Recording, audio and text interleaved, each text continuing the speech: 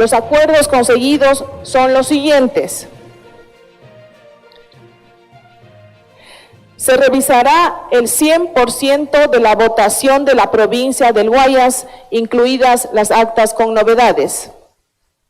2. Se revisará el 50% de la votación en 16 provincias. Saludamos el compromiso democrático mostrado por todos los actores aquí reunidos. A los candidatos Yacu Pérez y Guillermo Lasso, nuestra felicitación por esta iniciativa a dialogar. El que nada debe, nada teme. Así que se hace el 100% de Guayas y el 50% de otras 16 provincias. ¿Cómo están, queridos seguidores de Radio Periférica? Hoy tenemos la presencia de un matemático, de una persona que tiene mucho conocimiento acerca del proceso electoral que se ha dado en estos últimos comicios. Estoy hablando del doctor Omar Malouk Salem, que es un personaje que se ha movido bastante por las redes sociales. Doctor, ¿qué tal? Muy buenas. Buenos días, un placer estar con ustedes. Feliz Día de la Amistad, un poco atrasado, pero feliz día. Igual, muchísimas gracias, esperando que lo haya pasado de la mejor. Doctor, para centrarnos en materia un poco, empecemos. ¿Nos puede explicar cómo interpreta el acuerdo que se llegó en el CNE el día viernes y cómo ha modificado ese acuerdo los pronunciamientos de los candidatos durante este fin de semana? Bueno, el día viernes se llegó a un acuerdo en el sentido de que se iban a revisar totalmente las actas de la provincia de Guayas, contando una a una los votos, y el 50% de los votos de las juntas receptoras de 16 provincias. Así es. Ese acuerdo fue firmado. La doctora Diana Tamaín sacó un pronunciamiento al respecto, ratificando lo que se había hecho. E incluso a mí me llegó un borrador del papel firmado, escrito por Guillermo Lasso, en donde están las condiciones que él aceptó. Sin embargo, el día de ayer observaba atónitos cómo el candidato Guillermo Lasso ha cambiado su posición. Él ahora explica en una carta un poco extensa que estaría dispuesto a revisar y contar todas aquellas juntas o actas en las que el candidato Yacu Pérez pueda presentar argumentos de que han habido inconsistencias. Pero eso es imposible. Y totalmente en contra de lo que se estableció en un acuerdo. Así es, en contra de lo inicial. ¿A qué cree que se debe este cambio de opinión de Guillermo Lasso, esta ruptura del acuerdo al que se llegó en televisión abierta? No tengo todavía una conclusión o una conjetura respecto al cambio, pero es evidente de que iba a haber variaciones importantes que podrían ser en el puesto. Y es evidente también que Yacu Pérez, mediante un oportuno al Consejo Nacional Electoral, pidió que los militares custodien esas actas hasta el momento en que se realice el conteo. Y como se iba a realizar un instructivo para el procedimiento a ejecutarse, ese instructivo no se ha realizado por el carnaval, supongo. Y bueno, recordemos que Guillermo Lasso tiene una serie de asesores, seguramente sus asesores nuevos, los nuevos asesores que tiene ahora, le hicieron cambiar de opinión. Usted dentro de las redes nos comentaba un poco de cómo supuestamente se pudo haber dado un cierto manejo de las juntas de la provincia del Guayas. ¿Nos podría ahondar un poco sobre cuál cree que usted pudo haber sido el procedimiento que se llevó en el Guayas en particular? Porque ahí es bastante de lo que se está poniendo en tela de duda. Bueno, a ver, lo que yo he puesto en redes es una conjetura en base a mi experiencia y a todo lo que he conversado con quienes han manejado tribunales electorales y han estado en conteo de votos. personas amigas mías que me han explicado y por lo cual yo he llegado a esas conclusiones. Primeramente, es extraño, raro, que en la provincia del Guayas existan 20% de actas inconsistentes. Eso significa como decir que en el colegio Cristóbal Colón los alumnos tienen un promedio 20% más bajo que en todos los colegios del Ecuador, más o menos así. O significa concluir que los guayaquileños somos tontos, torpes y de alguna manera poco ordenados o apresurados, ineficientes. ¿Por qué se producen esas inconsistencias en las actas? Esas inconsistencias pueden ser producidas por que la firma no estuvo bien hecha y está borrosa, porque la suma de los votos no coincide con el final, porque hay algún tachón o porque estuvo mal escaneada. Y esto es para mí lo más importante, lo más relevante. Estuvo mal escaneada. Ahí junto a las juntas receptoras de votos se encuentra el escáner. Claro. Y al pie del escáner hay un marino o un policía parado. La persona que escanea perfectamente pudo escanearlo al revés, o pudo escanearlo inclinado, o pudo haber arrugado el acta en el momento del escaneo. ¿Por qué pienso yo que pudo ser a propósito? Porque una vez que este 20% de actas, que son miles de actas, más de 3.000 actas, quedan en suspenso, las guardan en una bodega en el Tribunal Electoral. Tribunal Electoral que está bajo el control de 3 socialcristianos. Uno de ellos vinculado con la alcaldía de Daule, donde es proveedor. 3 nombrados por el Partido Social Cristiano. Esas actas, esas juntas que se encuentran en unas cajas con unas fundas, esas juntas tienen que ser controladas por ellos mismos. Es decir, el ratón cuidando el queso. Claro, entonces, eso un poco podría dar paso a lo que sea una demora inusual. Aparte de que fueron una gran cantidad en el Guayas, también se las dejó para el último, lo que da un tiempo más prolongado para poder ser movidas de alguna forma, ¿no? Exactamente. Entonces, ¿qué es lo que sucede? Que cuando se abrieron esas actas con inconsistencia, es cuando Guillermo Lasso lo empezó a disminuir la distancia a Yacu Pérez.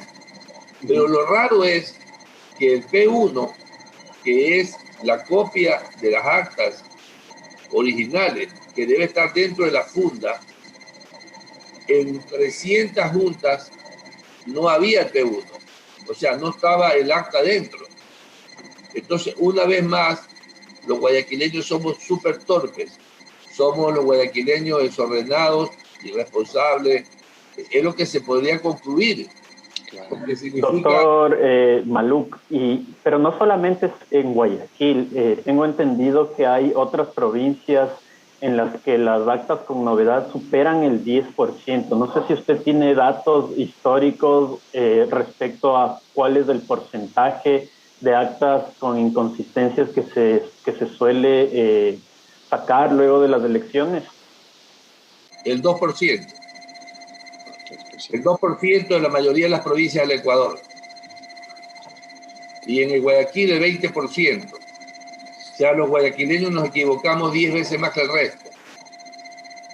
Tenemos provincias como El Oro también o Esmeraldas que están cerca del 20%. ¿A qué cree que se deba esto? El Oro también es un redil social cristiano. Esmeralda no lo puedo afirmar, no conozco Esmeralda, pero en todo caso, si estamos al nivel del Oro y Esmeralda, pues qué pena, ¿no? Por los guayaquileños, ¿no? No quiero menospreciar el Oro y Esmeralda, pero son provincias con mucho menos avance, menos modernidad que Guayaquil, que la provincia del Guayas. Pero en todo caso, en la sierra, que es con quien nos debemos comparar para ser competitivos, en la sierra es 2% el promedio.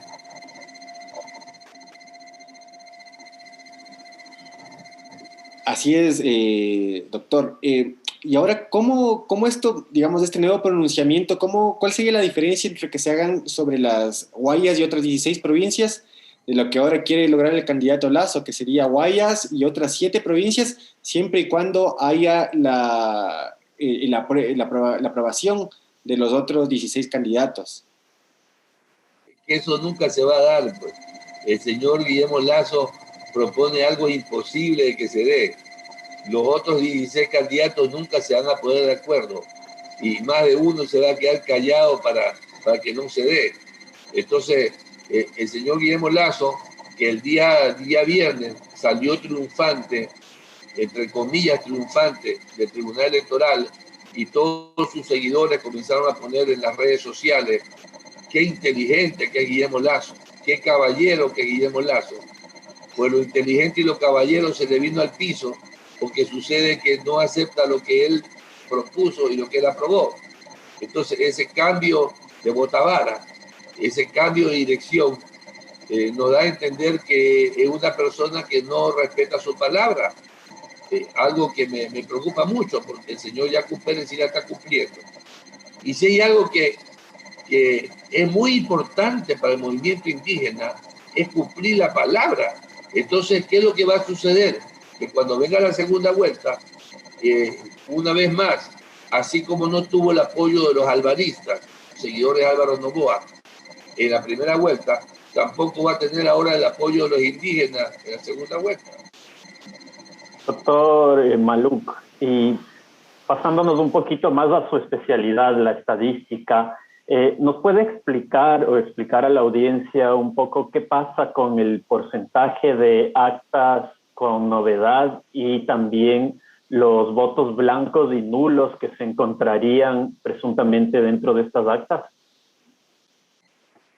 A ver, a mí me ha llamado mucho la atención de que habiendo 3.700 o 3.800 actas con novedad o inconsistentes, ninguna haya sido anulada.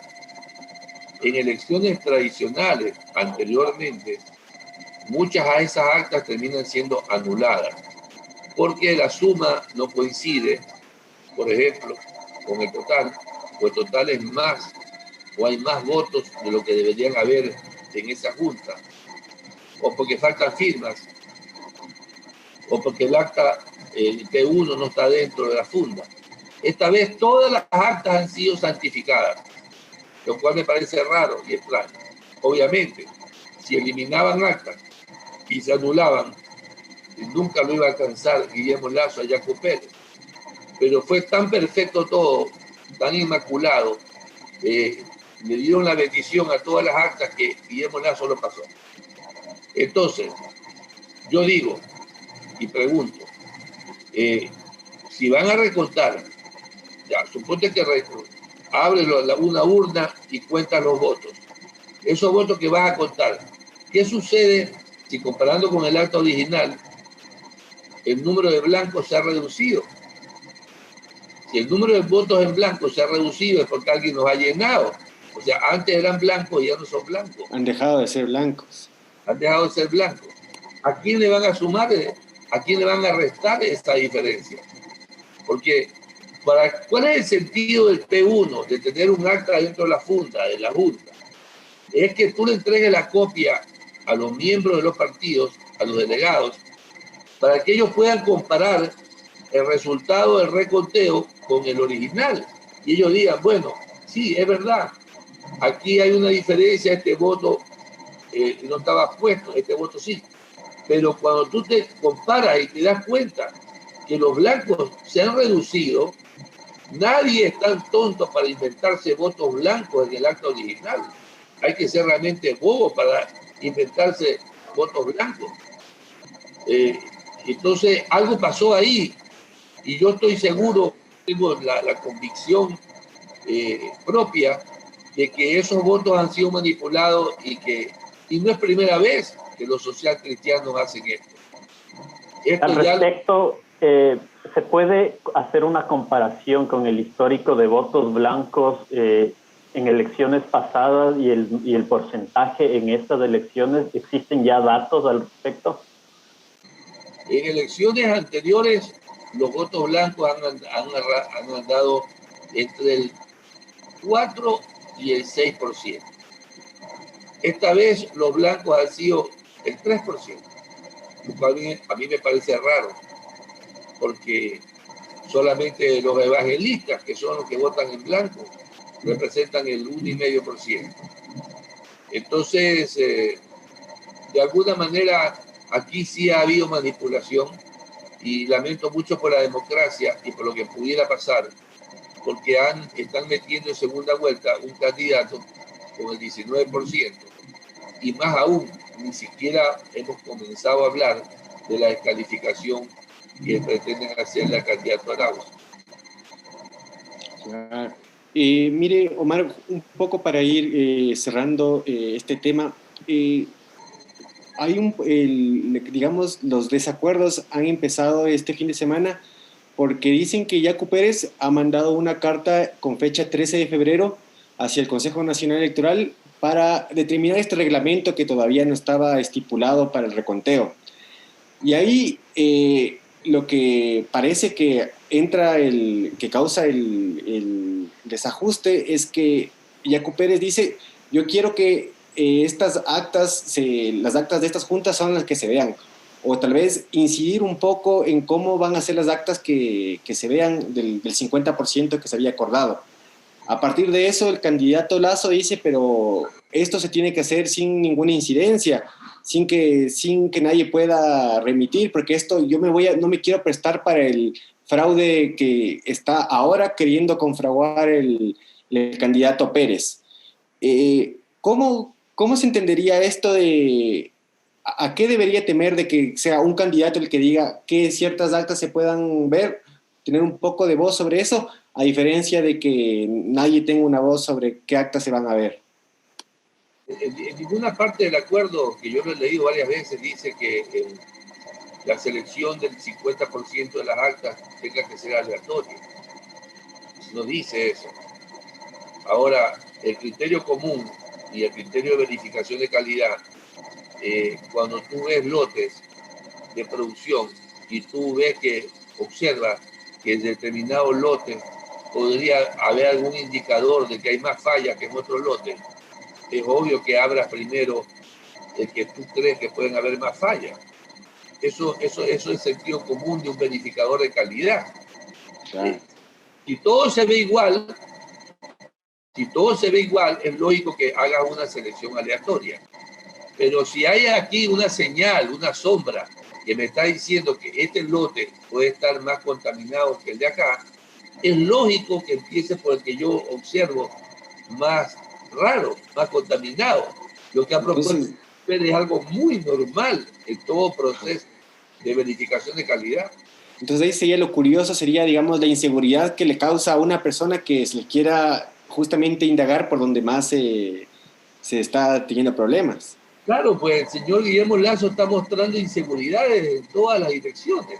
Es un asunto que a mí me causa mucha sospecha, que una persona que dio su palabra con tanta seguridad, vamos a recontar el 100%, ahora dice no, solamente vamos a recontar todas, ahora dice todas las que tengan observaciones, luego dice vamos a recontar el 50% de las demás provincias, no dice aleatoriamente. Ok, ahora no quiere que se comience por una o se termine por otra. O sea, el orden de los factores se altera el producto para él. Y si el orden de los factores se altera el producto es porque algún problema de conciencia tiene. Doctor, ¿cómo cree que puede el país cerciorarse de que de aquí en adelante el proceso se pueda dar con más transparencia? ¿Existe esa posibilidad? Yo lo sostuve desde el primer día, la única transparencia que nos puede garantizar un proceso democrático al 100% es que se recuenten todas las actas. Porque la distancia que hay entre los dos son 30.000 votos. Y 30.000 votos es una cantidad muy pequeña en relación a los 13 millones de votantes. Entonces estamos hablando del 0,3%. El 0,3% en Estados Unidos, por ejemplo, les pongo un ejemplo. En Estados Unidos, con la diferencia es menos del 1%, se vuelve a contar todo. Y acá la diferencia es 0,3%. Por lo tanto, deberíamos recontar todo. En el recuento de votos que se tiene, ya sea como quiere, como en el acuerdo al que se llegó el día viernes o como lo quiere hacer ahora el señor Lazo, ¿cuáles son las probabilidades de que cambien las cifras respecto al candidato Arauz? El candidato Arauz no tiene problema, porque si usted observa el reconteo de las 3.700 actas que se hicieron, él subió 1% en esas que se recontaron. ¿Y eso qué significa? Que si se recuentan todas va a seguir subiendo un poco más.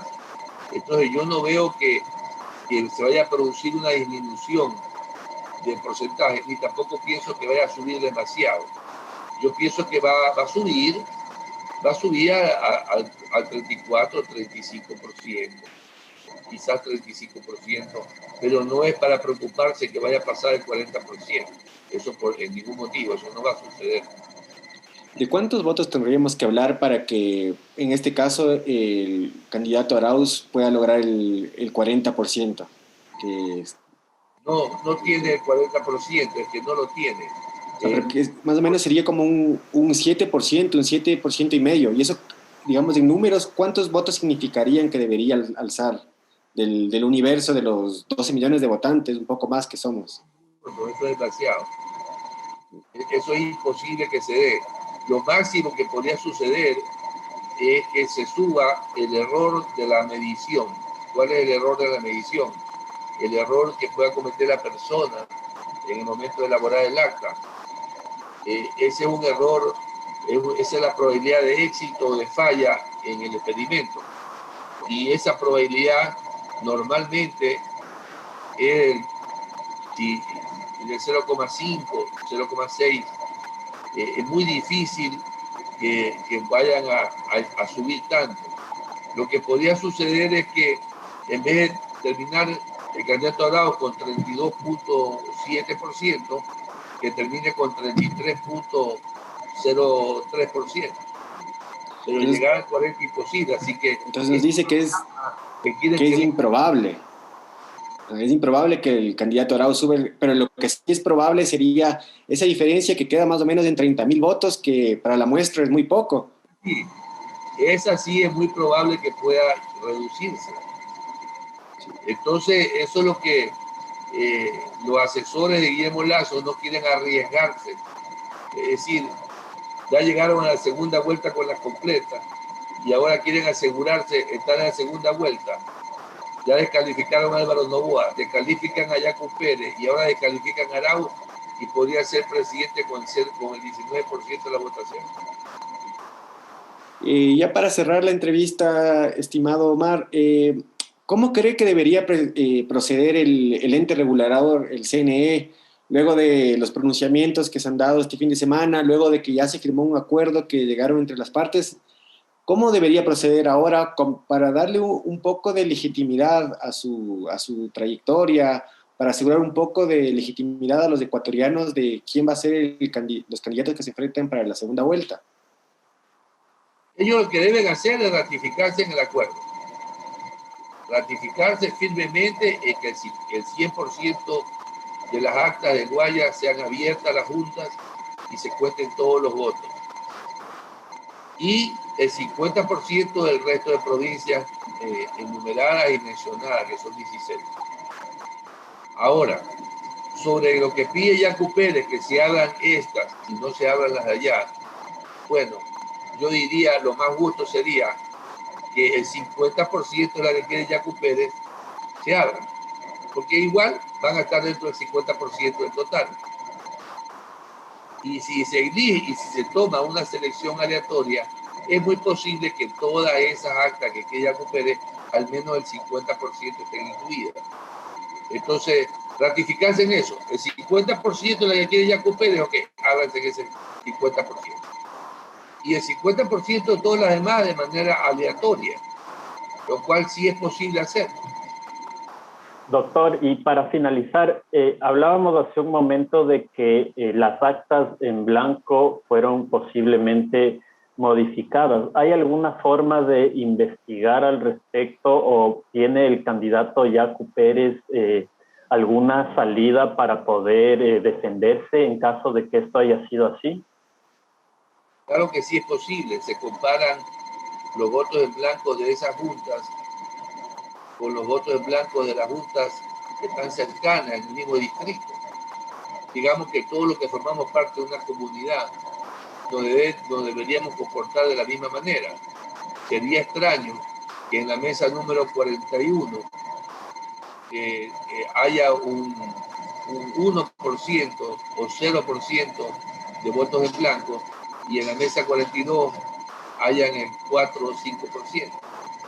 Eso es fácilmente proyectable y se puede sacar una conjetura sobre eso y por lo tanto se aumentaría la investigación un poco más profunda porque ya hay un vicio detectado.